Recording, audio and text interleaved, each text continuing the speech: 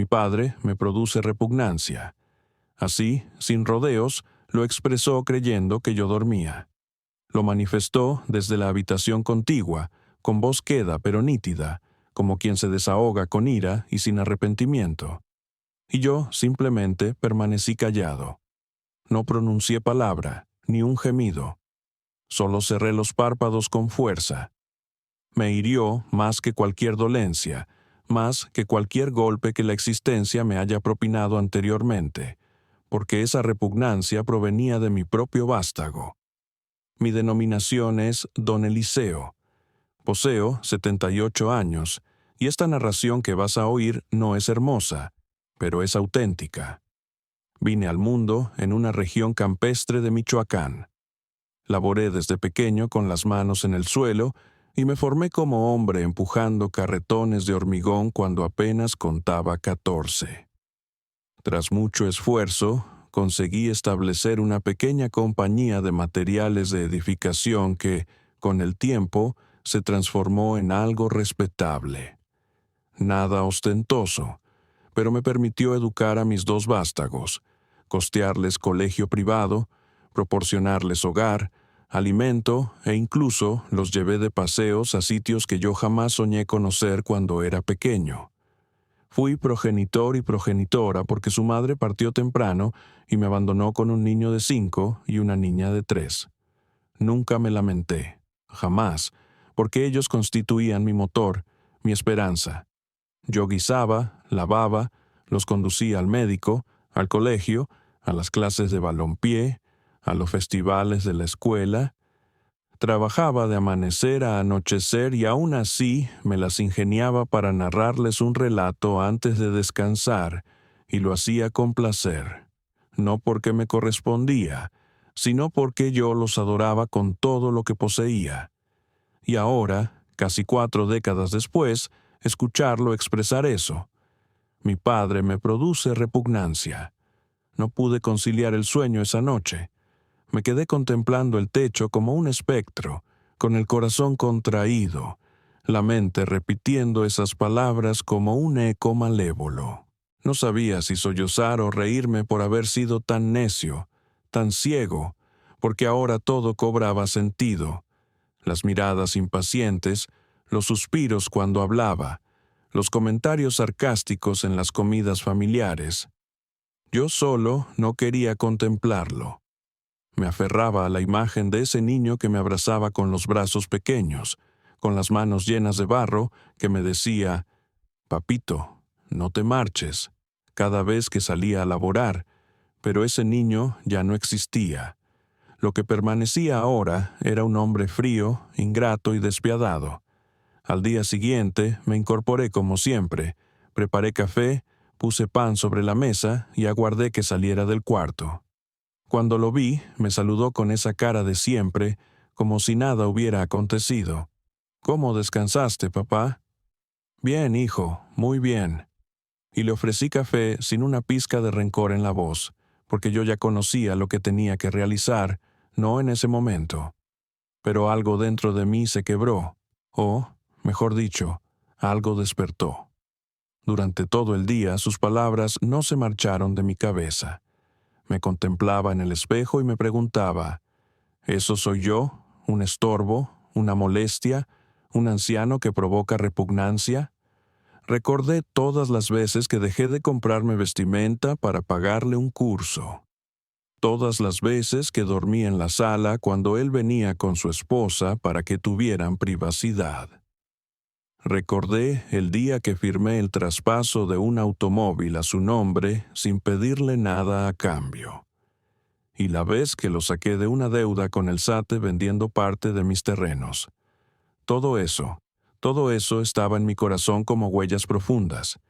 Y aún así, ahora le produzco repugnancia. No dije nada, ni esa tarde, ni esa noche. Fui a descansar otra vez en silencio, pero esta vez no me sentía derrotado. Me sentía en calma, como quien finalmente acepta una verdad.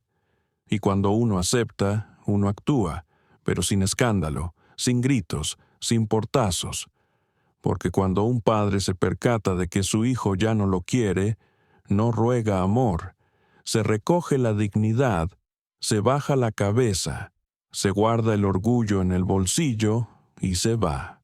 Todavía no te voy a decir lo que hice, pero te aseguro una cosa, no me quedé ahí. No me quedé esperando que él cambiara. No fui a buscar consuelo. No fui a pedir explicaciones. Solo observé y anoté en el alma. Al tercer día, mientras él trabajaba desde el comedor con su laptop, yo pasaba cerca y escuchaba cómo hablaba por teléfono con alguien más. Mi papá está aquí todavía. Sí, el mismo de siempre. Anciano, lento. No sé, ya no quiero convivir con él. Es como tener un mueble viejo en la casa, pero que respira. Y soltó una risa baja de burla. Me fui al jardín, me senté solo, miré la casa, esa casa grande, hermosa, que construí con tanto esfuerzo. Esa casa estaba en mi nombre, toda, avalada en más de $1,500,000. Sí, toda mía. Y entonces me invadió un silencio profundo, no de tristeza, no. Era un silencio de certeza, como si una voz dentro de mí dijera, «Eliseo, ya es hora». Esa noche abrí una gaveta del armario, cogí una pluma azul y un papel viejo que estaba doblado allí hacía años, y empecé a escribir algo que nunca olvidaría. Pero eso te lo cuento después. Comenta ahí. Si tú hubieras escuchado eso de tu propio hijo, ¿qué habrías hecho tú? Y dime también, ¿desde qué rincón del mundo me estás escuchando? Porque esta historia recién está comenzando. No escribí una carta larga. No, ni siquiera usé palabras rebuscadas. Solo escribí lo necesario, unas líneas claras, directas, como todo en mi vida. La dejé bien doblada, metida dentro de un sobre amarillo que tenía guardado hacía años, junto con otros papeles importantes. Lo apoyé sobre mi escritorio y seguí con el resto del plan. Sin apuro, sin ansiedad, porque cuando uno ha sido humillado de esa manera, no hay urgencia, hay decisión. Antes de eso pasé por cada rincón de la casa, no para llorar, no para recordar, sino para mirar con otros ojos, con los ojos de quien ya no pertenece. Caminé por el pasillo largo que construí con mis propias manos cuando todavía no había terminado de pagar el préstamo. Toqué la puerta del cuarto de mi hija, el que pinté de rosa cuando cumplió 15, y me detuve frente al portarretrato de mi difunta esposa en el comedor. Le hablé en voz baja. Le dije, perdón por no haber visto antes quién se estaba convirtiendo nuestro hijo. Y después me fui al banco. Tenía cita con mi asesor financiero, un joven muy correcto con quien ya había hablado otras veces. Él sabía que yo no tenía muchos gastos, que vivía de mi pensión y de algunas rentas. Pero lo que nadie sabía era que yo tenía un fondo guardado, una cuenta en dólares que empecé a formar muchos años atrás, por si acaso, porque todo hombre precavido sabe que el por si acaso siempre llega. Ese día retiré el monto que necesitaba para hacer lo que tenía que hacer, sin mover mucho, sin levantar sospechas. Por la tarde fui a hablar con la misma inmobiliaria que me ayudó a comprar la casa hacía 30 años. Me atendió un señor mayor que aún me recordaba. Don Eliseo, qué gusto verlo. ¿Qué lo trae por aquí? Quiero vender mi casa lo antes posible. Él me miró con sorpresa. Me preguntó si estaba seguro. Le dije que sí, que quería discreción y le dejé claro. La propiedad estaba en mi nombre, sin deudas, sin hipotecas, sin complicaciones legales, todo limpio. ¿Algún motivo especial? Me preguntó. Uno solo. Quiero desaparecer. No hizo más preguntas, solo asintió con la cabeza.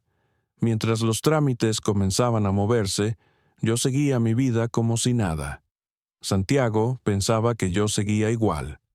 Cocinaba, regaba las plantas, le contestaba con amabilidad, pero ya no era el mismo. Había una distancia invisible entre nosotros, una distancia que él no veía, pero yo la sentía como una muralla.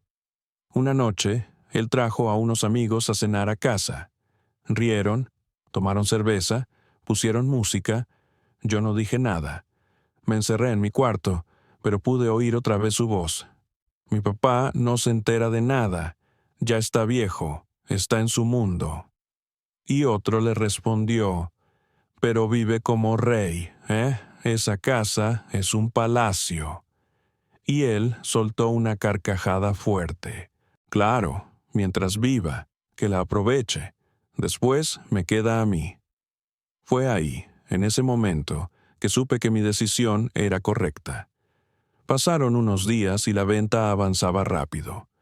El comprador era extranjero, quería pagar al contado, tenía prisa igual que yo. Todo se alineó como si la vida misma dijera, «Ya basta, Eliseo, sal de ahí». La noche anterior a la firma dormí poco, no por dudas, sino por emoción. No era venganza lo que sentía, era alivio. Era como si por fin me quitara una piedra del alma. A la mañana siguiente firmé los papeles. Vendí la casa por $1,500,000. Me depositaron el dinero en una cuenta nueva en otro banco con otro nombre como beneficiario legal, el mío, pero con un código de privacidad reforzada. Nadie podría rastrear nada. Lo tenía todo planeado, todo limpio. Regresé a casa, la que desde ese momento ya no era mía. Santiago aún no había vuelto del trabajo, tenía tiempo. Así que subí al cuarto, empaqué mi maleta, la de siempre, la de lona verde, metí ropa suficiente, mis documentos, el reloj de mi padre, un par de fotos antiguas y, por supuesto, el sobre con la nota. La dejé sobre la mesa del comedor con una piedra encima para que no volara y salí. No tomé taxi. Caminé hasta la esquina. Tomé un bus al centro. Desde ahí, directo al aeropuerto. Ya tenía el boleto comprado hacía 3 días, un pasaje de ida, sin retorno, sin avisos, sin despedidas. Y mientras el avión despegaba, sentí paz, una paz rara, silenciosa, de esas que uno solo conoce después de mucho dolor. Santiago llegó esa noche y me llamó 1 vez, 2, 3, no contesté. Me dejó un mensaje. «Papá, ¿dónde estás? ¿Por qué no estás en casa?» Minutos después, otro mensaje. «¿Qué significa esto? ¿Vendiste la casa? ¿Estás loco?» Y por último, uno más corto, más áspero. «¿Qué hiciste, viejo?» Yo no respondí ninguno y lo único que encontró fue el billete que le dejé sobre la mesa. Ese mismo que escribí con letra firme y sin temblor. «El que te da asco se fue y se llevó todo. Ya no tienes por qué sentir vergüenza. Ahora aprende a vivir sin él. Adiós, hijo». Porque llega un momento en que el silencio no es cobardía, es justicia. Y aún faltaba lo mejor, porque él creía que todo era suyo, pero no tenía idea de lo que aún venía. Nunca pensé que a mi edad volvería a empezar desde cero, pero también es verdad que nunca imaginé que mi propio hijo me iba a empujar hasta ese punto. El avión aterrizó en Monterrey a las 9 de la noche. Nadie sabía que yo estaba ahí, nadie me esperaba, pero por primera vez en mucho tiempo no me importaba. Había reservado una habitación sencilla en una pensión modesta del centro, nada lujosa, pero suficiente para pasar unas semanas mientras decidía mi próximo paso. Me registré con un nombre compuesto, usando mis 2 apellidos, y pagué por adelantado en efectivo. No quería dejar rastros, no porque tuviera miedo, sino porque no quería que nadie viniera a buscarme, y menos él, porque yo lo conocía. Sabía que tarde o temprano Santiago iba a reaccionar, no por amor, no por preocupación, por interés. Esa misma noche, mientras me acostaba en la cama dura de la pensión, revisé mi celular viejo y vi más de 20 llamadas perdidas, todas de él. Más mensajes, más audios, algunos en tono de súplica, otros de furia, uno incluso insultándome. «¿Cómo se te ocurre hacer una estupidez así? ¿Qué voy a hacer ahora? ¿Dónde estás, viejo idiota?» Apagué el teléfono, lo envolví en un trapo y lo dejé dentro de la maleta. No iba a responder, no iba a darle explicaciones porque ya no tenía que hacerlo. Había pasado toda mi vida dándole a él lo que nunca me pidieron a mí. Mi padre fue estricto, duro, silencioso, nunca me abrazó, nunca me dijo, te quiero, pero me enseñó a tener palabra, a ser honesto, a sostener lo que digo, a no vender mi dignidad por cariño. Yo quise ser distinto, quise ser un padre más cálido, más presente, pero me equivoqué. Confundí amor con sobreprotección, bondad con debilidad, y él se acostumbró a un padre que siempre estaba, que siempre decía que sí, que nunca reclamaba nada, hasta que se sintió con derecho a despreciarme.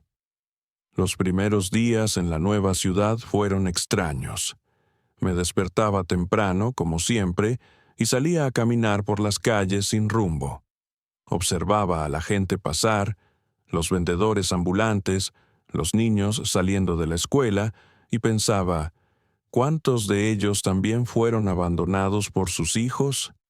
¿Cuántos viejos como yo andan por ahí caminando solos con el corazón partido, fingiendo que no les duele? Compraba un café en un puestito de la esquina. Me sentaba en la plaza y veía la vida continuar como si nada hubiera pasado, como si mi historia no importara, pero yo sabía que importaba. Tal vez no para el mundo, pero sí para mí. Una tarde me encontré con un hombre mayor, don Roque, que también vivía en la pensión. Nos sentamos a conversar. Me preguntó si tenía familia, y yo le respondí que alguna vez la tuve.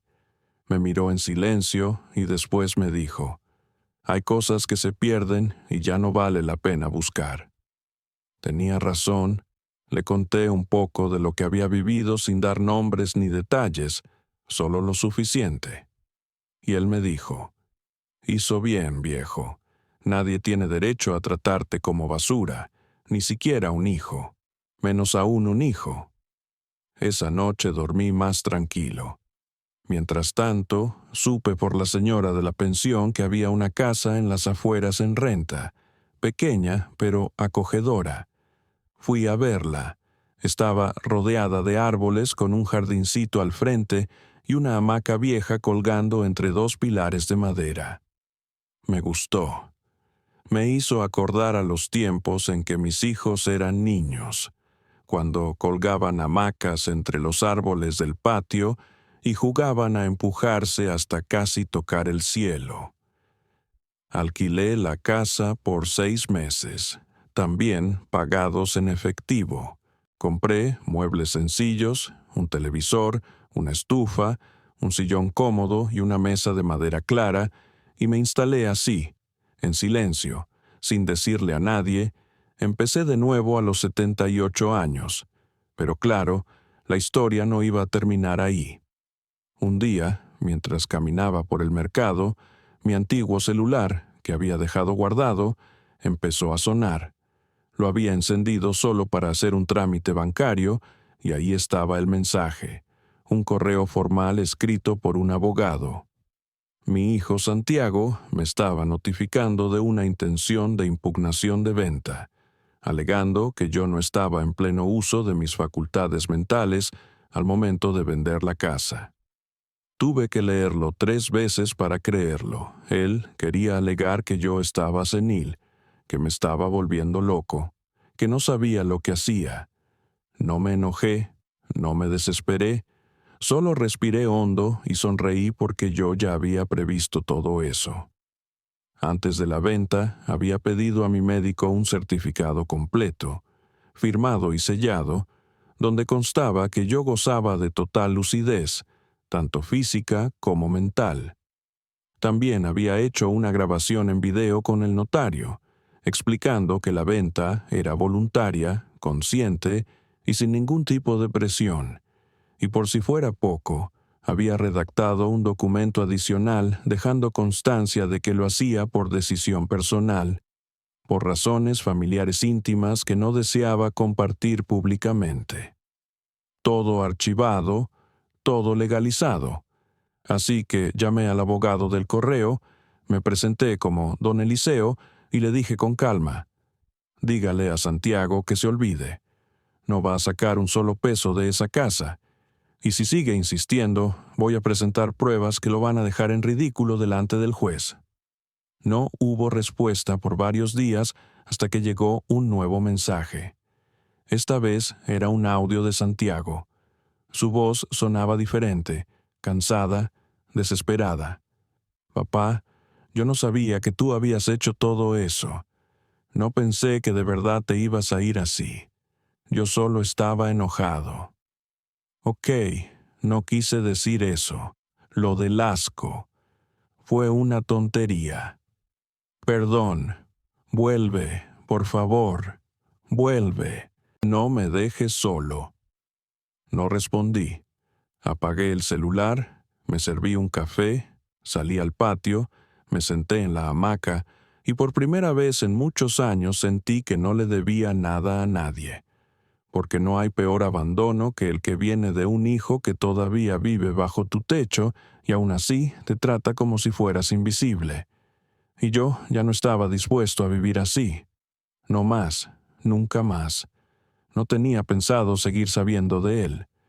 Después de todo, ¿qué más podía decirme? Ya lo había escuchado todo. Y lo que más duele no es cuando te gritan con rabia, sino cuando te desprecian en voz baja, creyendo que no los escuchas. Lo del asco no era solo una palabra, era una condena. Y cuando un hijo te sentencia así, no hay marcha atrás. Sin embargo, la vida tiene sus propios giros, y a veces uno, que ya se resignó a cerrar un capítulo, recibe una llamada inesperada. Esta vez no fue él, fue su hermana, mi hija Mónica. La llamada llegó un martes por la mañana. Yo acababa de volver del mercado. Traía pan recién horneado y unos tomates para preparar mi sopa. Contesté sin mirar el número. Papá, su voz. La reconocí al instante y me quedé callado unos segundos. Papá, ¿estás ahí? Sí, hija, aquí estoy. Hubo silencio del otro lado, un silencio lleno de emociones contenidas. Me costó encontrarte, dijo con la voz quebrada. Nadie sabía dónde estabas. Santiago no quiso decir nada.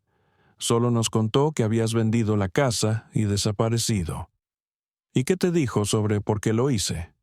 Dijo que tuviste una crisis, que ya no estabas bien. Reí por lo bajo. Claro, eso suena muy conveniente.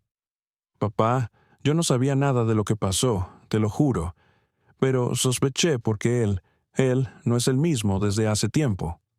Le pedí que me hablara con calma, sin apuros. Le conté mi versión sin adornos, sin exageraciones. Le hablé del me da asco, del plan, de la venta, del billete. Ella lloró, no de sorpresa, sino de pena. Yo siempre supe que algo no andaba bien, me confesó. Santiago cambió mucho. Se volvió arrogante, frío. Te usaba, papá, y yo lo veía. Pero me daba miedo hablar. Él me decía que no me metiera, que tú sabías lo que hacías. Y yo lo sabía, hija, solo que no quería verlo, porque uno como padre siempre espera que el amor sea más fuerte que la ingratitud, pero no siempre lo es. Me pidió para verme. Dijo que necesitaba abrazarme, que tenía cosas que contarme, que su hijo, mi nieto, preguntaba por mí todo el tiempo. Dudé porque aún tenía esa desconfianza clavada, ese temor de que todo fuera parte de un juego de Santiago. Pero algo en su voz me convenció. A Mónica yo siempre la sentí más sensible, más justa, y al fin y al cabo no todos los hijos son iguales. Una semana después ella llegó a mi nueva casa. La vi bajar del taxi con los ojos llenos de agua, cargando una bolsa con pan dulce y una caja con fotos viejas. Nos abrazamos largo, lloramos sin decir nada. Solo ese abrazo ya decía todo lo que hacía años no nos habíamos dicho. Pasamos horas hablando. Me contó cosas que me dejaron helado. Que Santiago había intentado meterse a mi antigua casa después de la venta. Que armó un escándalo con el nuevo dueño. que había ido a la familia a decir que yo lo había abandonado, que estaba enfermo, que incluso intentó mover contactos para declarar la venta inválida. Pero nadie le creyó porque los papeles estaban en regla y porque, a fin de cuentas, el tiempo pone a cada uno en su lugar. Mónica me preguntó si pensaba volver. Le dije que no, que esta nueva vida, aunque más modesta, me daba algo que había perdido hacía años: paz, que no extrañaba el ruido, ni la televisión a todo volumen, ni los comentarios sarcásticos durante la cena, que prefería el canto de los pájaros por la mañana y el silencio por las noches. Me miró con una ternura que me quebró. «Papá, ¿puedo venir más seguido?» «Siempre, hija. Esta puerta siempre va a estar abierta para ti». Esa tarde, cuando ella se fue, me senté en la hamaca con una taza de café. Miré el atardecer y me quedé pensando: ¿cuántos hombres como yo han tenido que empezar de nuevo después de toda una vida entregada? ¿Cuántos padres son descartados como si fueran muebles viejos? La sociedad nos aplaude cuando trabajamos y proveemos, pero cuando envejecemos nos quiere en silencio. Y cuando un hijo dice, «Mi papá me da asco», está diciendo, «Ya no me sirve». Pero ahí es donde uno tiene que responder, no con odio, no con gritos, sino con dignidad, con pasos firmes, con decisiones que enseñen sin necesidad de palabras. Y esa lección Santiago la estaba empezando a entender, dañado por su propio eco, porque las cosas que se dicen en voz baja a veces retumban toda la vida, y la mía recién estaba encontrando el volumen justo. Después de aquella visita bendita, los días empezaron a tener otro sabor. No era felicidad, no exagero, pero era como una calma mansa, como cuando deja de llover después de semanas y por fin se ve el cielo sin nubes. Ella venía a verme cada sábado por la tarde. Traía comida hecha por sus propias manos, me ayudaba con cosas de la casa, barría el patio, me escuchaba sin interrumpirme, y lo más hermoso de todo, traía a mi nieto Emiliano, un niño de apenas 8 años que con una mirada me devolvía algo que creía perdido: la ternura sincera. La primera vez que Emiliano vino, se me acercó tímido con una pelota en la mano y me dijo, «Tú eres mi abuelito Eliseo». Yo tragué en seco. «Sí, mi hijo, yo soy. ¿Y por qué no vivías con nosotros? Mamá decía que estabas de viaje». Lo miré con cuidado, elegí las palabras. A veces los adultos también necesitan encontrar su lugar. ¿Este es tu lugar ahora? Creo que sí. ¿Te gusta? Él asintió y sin más me abrazó fuerte, sin explicaciones, sin juicios. Ese abrazo fue la medicina que necesitaba mi alma. Con el pasar de las semanas, mi vida fue tomando una rutina nueva. Los lunes limpiaba la casa, los martes iba al mercado, los miércoles caminaba por el parque con don Roque. Los jueves escribía en una libreta donde empecé a dejar registradas mis memorias. Los viernes cocinaba algo especial y los sábados esperaba a Mónica y Emiliano con los brazos abiertos. Nunca, los domingos, ella nunca podía. Decía que Santiago siempre reclamaba su presencia ese día. Irónico, ¿no? Ahora él exigía atenciones después de haberme dado la espalda como si yo fuera un perro viejo. Pero no creas que él se quedó quieto. No, su ego no lo permitiría.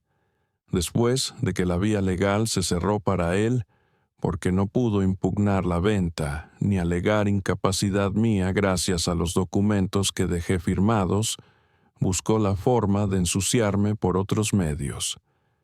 Llamó a familiares lejanos diciendo que yo lo había dejado en la calle, que me había vuelto loco, que necesitaba ayuda.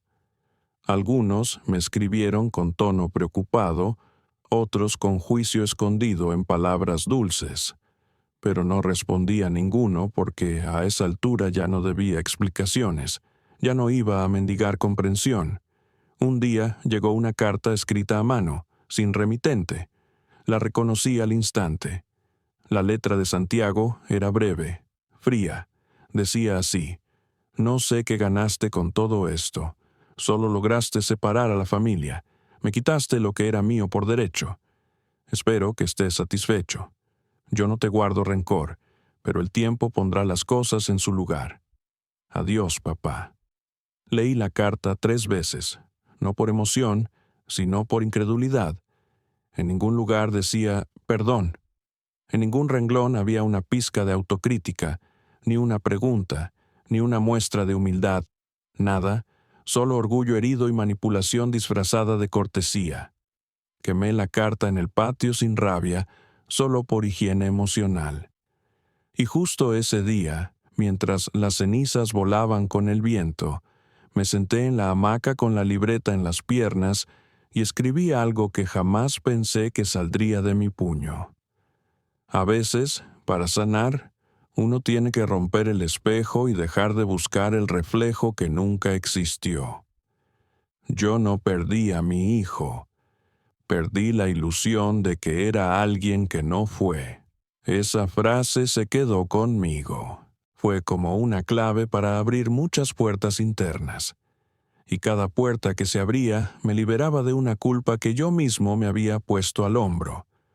Porque sí, había días en que me preguntaba si fallé como padre, si fui muy blando, si debía haber puesto límites antes, pero después me decía: «No, no eres culpable de amar. No es tu culpa si quien recibió tu amor no supo qué hacer con él». Al mes siguiente, me invitaron a una pequeña reunión en el centro cultural del barrio. Don Roque me había anotado sin preguntarme. Era un encuentro de adultos mayores donde compartían experiencias de vida, jugaban ajedrez, contaban anécdotas. Al principio no quería ir, pero él insistió y fui. Me encontré con hombres y mujeres con historias que me dejaron sin palabras. Una señora que fue abandonada por sus 5 hijos, un hombre que se enteró que lo habían declarado muerto para quedarse con su pensión, una abuela que crió a sus nietos como hijos y luego fue echada por la nuera. Y sin embargo, ahí estaban sonriendo, vivos, contando sus historias como quien riega una planta para que otros florezcan. Me invitaron a hablar y hablé con voz clara, con el pecho firme. Yo vendí mi casa y desaparecí porque escuché a mi hijo decir que le doy asco. Y no me fui por orgullo, me fui por respeto a mí mismo, porque entendí que si no me defendía, nadie lo haría, y que el amor de un padre no debe ser usado como excusa para el abuso de un hijo. Hubo silencio, luego aplausos, y una señora me abrazó al salir con lágrimas en los ojos. «Gracias, don Eliseo. Usted dijo lo que muchos sentimos y no nos animamos a decir». Esa noche volví caminando a casa con el corazón liviano, mirando el cielo estrellado como si fuera la primera vez, porque entendí algo fundamental. Mi historia no era única, y aunque eso dolía, también me hacía sentir menos solo. No era un caso aislado, era parte de una generación que dio todo y que en muchos casos fue olvidada, pero también era parte de una nueva ola, una ola de dignidad tardía, de justicia silenciosa, de padres y madres que dijeron «basta». Al llegar, encontré una nota bella bajo la puerta. Decía que Emiliano había dibujado algo para mí. Era una hoja con crayones, él y yo, sentados en una hamaca tomando café. Abajo, escrito con letra de niño, decía: «Mi abuelito ya no está triste». Y era cierto, tal vez todavía tenía heridas, pero tristeza ya no, porque por fin había vuelto a ser dueño de mi propia vida y no pensaba soltarla nunca más. Yo nunca fui hombre de lujos, nunca necesité tener el coche más nuevo ni los zapatos más caros. Mi mayor riqueza siempre estuvo en ver a mis hijos crecer con dignidad, con comida caliente en la mesa y un techo que no goteara. Me bastaba eso. Pero cuando uno llega a cierta edad, se da cuenta de que hay cosas que no se compran ni con todo el dinero del mundo. El respeto, la gratitud, la mirada sincera de un hijo y el silencio tranquilo de una noche sin culpa. Esa paz yo la había encontrado por fin en esa casita sencilla en Monterrey, rodeado de gente que no me juzgaba, que no me debía nada y por lo tanto tampoco me usaba. Mónica venía cada vez más seguido y Emiliano ya conocía mi rutina. Sabía que los martes cocinaba sopa de fideos, que los jueves limpiaba el patio y que los sábados le tenía guardadas unas galletas de limón que le encantaban. Nos reíamos mucho, jugábamos cartas, me contaba de la escuela, de sus amiguitos, de cómo le decían el nieto del sabio cuando hablaba de mí, y eso me llenaba de orgullo, porque aunque Santiago me había dado la espalda, Emiliano me devolvía la fe. Un viernes por la tarde, Mónica llegó más seria que de costumbre. Se sentó en la cocina mientras yo preparaba café y bajó la voz. «Papá, necesito contarte algo, pero no quiero que te enojes». «Dime, hija». «Santiago está mal, muy mal». Me quedé quieto con la cuchara en la mano. «¿En qué sentido?» «Lo echaron del trabajo. Parece que tenía problemas con varios compañeros y hubo una auditoría donde encontraron movimientos extraños. Él lo niega todo, pero las cosas no pintan bien. Está desesperado». No dije nada. Me limité a servirle el café y sentarme frente a ella. «¿Y tú, qué piensas que yo debo hacer?» «Nada, papá. Solo quería que lo supieras. Él no me pidió que viniera. Ni siquiera sabe que estoy aquí, pero creo que está tocando fondo.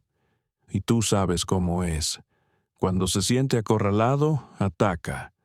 ¿Crees que va a venir a buscarme?» «No lo sé, pero si lo hace, quiero que estés preparado». Asentí en silencio. Yo ya me imaginaba algo así. Santiago siempre había tenido esa mezcla de orgullo y desesperación que lo volvía peligroso cuando las cosas no salían como quería. Pensaba que el mundo le debía algo, como si todo lo que tenía fuera por derecho y no por esfuerzo ajeno. Y yo ya no estaba dispuesto a sostenerlo más. Esa noche no dormí mucho. Me senté en el sillón del patio bajo las estrellas y me puse a pensar en la vida, en cómo uno da todo por los hijos y a veces termina huyendo de ellos, en cómo el amor no basta si no hay respeto y en cómo, por mucho que duela, hay que aceptar que no todos los hijos merecen el mismo lugar en el corazón. Algunos se lo ganan, otros lo pierden. 2 días después pasó lo que Mónica temía. Eran las 6 de la tarde. Yo acababa de regresar del centro, donde había ido a comprar unos clavos para reparar una tabla suelta del porche. Al doblar la esquina, lo vi. Santiago sentado en la banqueta con la cara hundida entre las manos. Tenía ojeras profundas, la ropa arrugada y ese gesto torcido de quien ya no tiene excusas. Me miró, se puso de pie. «Papá», dijo. No dije nada. Seguí caminando hacia la puerta. Él me siguió. «Papá, por favor, solo escúchame». «¿Escuchar qué? ¿Otro discurso sobre cómo te debo algo?» «No, esta vez no». «Entonces habla». Se quedó parado respirando hondo, como buscando las palabras correctas. «Estoy arruinado», dijo finalmente. «Me echaron del trabajo, debo dinero por todos lados, perdí el departamento, no tengo dónde vivir, lo miré sin una pizca de lástima, y vienes a mí porque soy tu última opción. Papá, yo sé que la cagué, sé que fui un imbécil, pero eres mi padre». «Era tu padre», le corregí. «Ahora soy el viejo que te da asco, ¿recuerdas?» Se le descompuso la cara. «Yo no quise decir eso». «Claro que quisiste. Lo dijiste no una, sino varias veces. Y no solo a mí, sino a tus amigos también, que yo era como un mueble viejo que respira». Santiago se puso pálido. No esperaba que yo hubiera escuchado todo. Papá, yo estaba enojado, frustrado. Tenía problemas en el trabajo y... No me des excusas, lo interrumpí. Un hombre de 42 años no es un niño. Sabes perfectamente lo que dices y las consecuencias que tiene. Se quedó en silencio un momento. Luego intentó otra táctica. Está bien, tienes razón.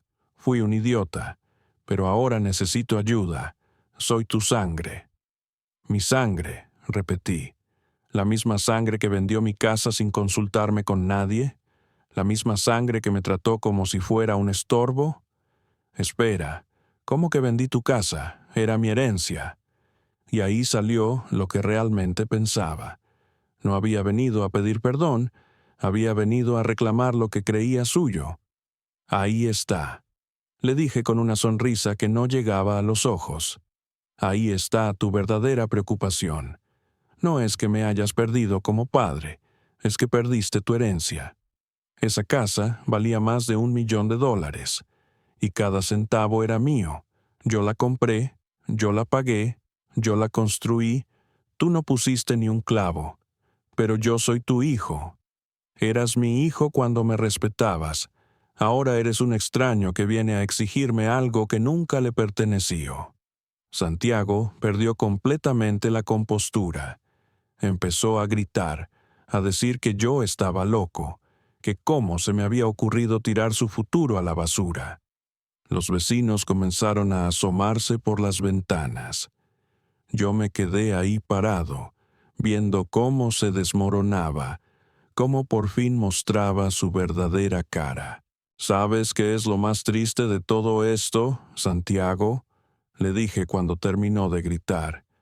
Que viniste aquí pensando que ibas a encontrar al mismo viejo pendejo que dejaste atrás, que ibas a llegar con tu carita de niño arrepentido y yo iba a caer otra vez. Soy tu hijo. No, le dije con una calma que me sorprendió a mí mismo. Mi hijo era ese niño que me abrazaba cuando llegaba del trabajo. Mi hijo era el que me pedía que le leyera cuentos. Ese niño murió hace mucho tiempo y en su lugar creció un hombre cruel que le da asco su propio padre. Santiago se quedó sin palabras. Por primera vez en su vida no tenía respuesta. ¿Qué quieres que haga?, preguntó finalmente, y en su voz había algo que no había escuchado antes. Derrota. Que aprendas a vivir con las consecuencias de tus decisiones, le respondí. Que aprendas que las palabras tienen poder y que cuando lastimas a alguien tan profundamente, no siempre hay vuelta atrás. Entonces, ¿eso es todo? ¿Me vas a dejar en la calle? Tú te pusiste en la calle, le corregí. Yo simplemente dejé de ser tu red de seguridad. Se dio la vuelta para irse, pero antes de llegar a la esquina se detuvo. ¿Y si te digo que te necesito? ¿Y si te digo que no puedo vivir sin ti? Te diría que es muy tarde para eso, le grité. Debiste pensar en eso antes de decidir que te daba asco. Lo vi alejarse por la calle, arrastrando los pies como un hombre vencido. Y por primera vez no sentí pena por él. Sentí alivio, porque había cerrado un círculo, había puesto el punto final a una historia que debía terminar hacía mucho tiempo. Esa noche me senté en la hamaca con una cerveza fría y miré las estrellas. Pensé en mi esposa, en lo orgullosa que estaría de verme defender mi dignidad. Pensé en Mónica, en Emiliano, en Don Roque, en todas las personas que habían entrado a mi vida después de que Santiago saliera de ella. Y me di cuenta de que había ganado mucho más de lo que había perdido. Porque cuando uno se libera de las personas tóxicas, aunque sean de la propia sangre, el mundo se vuelve más liviano, el aire más limpio, el futuro más brillante. Santiago nunca volvió. Supe por Mónica que había encontrado trabajo en otra ciudad, que se había ido sin dejar dirección. ¿Te da tristeza?, me preguntó ella. No, le respondí con honestidad. Me da paz. 2 años después, mi vida era completamente diferente. Había encontrado mi lugar en esa pequeña ciudad. Tenía amigos verdaderos, una rutina que me gustaba y, sobre todo, una tranquilidad que no había sentido en décadas. Emiliano había crecido y ahora venía a visitarme cada fin de semana. Me ayudaba en el jardín, me contaba de la escuela y juntos veíamos películas los domingos por la tarde. Un día, mientras regaba las plantas, llegó el cartero con una carta. Era de Santiago. La letra seguía siendo la misma, pero el tono había cambiado completamente. «Papá», decía la carta, «han pasado 2 años desde la última vez que hablamos. He tenido mucho tiempo para pensar en lo que pasó, en las cosas que dije, en cómo te traté. No voy a pedirte perdón porque sé que no lo merezco. Solo quiero que sepas que tenías razón. Era un hombre cruel, egoísta, que creía que todo se le debía. Perdí mucho más que una casa y dinero. Perdí a mi padre. Y eso es algo que voy a cargar por el resto de mi vida. No espero que me contestes. Solo quería que supieras que por fin entendí la lección que me diste, que el respeto se gana y se mantiene, que las palabras duelen más que los golpes y que un padre también tiene derecho a ser tratado con dignidad. Espero que seas feliz, papá, te lo mereces más que nadie. Tu hijo que aprendió demasiado tarde, Santiago». Leí la carta 2 veces. No sentí alegría, ni tristeza, ni ganas de responder. Solo sentí que el círculo se había cerrado definitivamente. Doblé la carta, la guardé en un cajón y seguí regando mis plantas. Porque algunas lecciones llegan demasiado tarde, algunos perdones se vuelven irrelevantes y algunas heridas, aunque sanen, dejan cicatrices permanentes. Esa tarde, mientras tomaba café con Emiliano en la hamaca, él me preguntó: «Abuelo, ¿extrañas a tu hijo?». Lo pensé un momento antes de responder. «Extraño al niño que era», le dije, «pero no al hombre en que se convirtió». «¿Y eso está bien?». «Sí, mi nieto, eso está muy bien, porque uno no puede amar a alguien que no existe más». Y con esas palabras cerré para siempre un capítulo de mi vida que me había costado demasiado dolor mantener abierto. Porque a los 78 años había aprendido la lección más importante de todas, que el amor propio no es egoísmo, es supervivencia. Y que nunca es demasiado tarde para empezar de nuevo cuando se hace con dignidad y con la frente en alto.